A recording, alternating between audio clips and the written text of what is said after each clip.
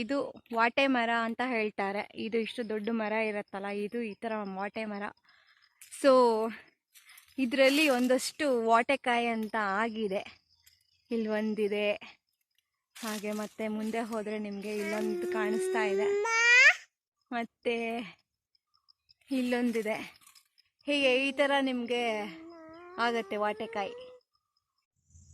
So ನಾನು ಇವಾಗ ತಾನೇ ಒಂದು ಫ್ರೆಶ್ ಆಗಿರೋ ಒಂದು ವಾಟೆಕಾಯಿ ಕೊಯ್ದೆ ಮರದಿಂದ. ಅದು ಈ ಥರ ತುಂಬ ಅಂಟಾಗಿರುತ್ತೆ.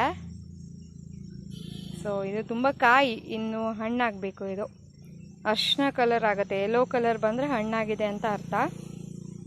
ಅದನ್ನು ನೀಟಾಗಿ ಸಣ್ಣಕ್ಕೆ ಹೆಚ್ಚಿಬಿಟ್ಟು ಉಪ್ಪು ಹಾಕಿ ಬಿಸಿಲಲ್ಲಿ ಚೆನ್ನಾಗಿ ಒಣಸಿಟ್ಕೊಂಡ್ರೆ, ಹಿಂದಿನ ಕಾಲದಲ್ಲೆಲ್ಲ ಹುಣಸೆ ಹಣ್ಣು ಇಲ್ಲದೆ ಇರುವಾಗ ಈ ಕಾಯನ್ನೇ ಬಳಸ್ತಾಯಿದ್ರು. ಇದಕ್ಕೆ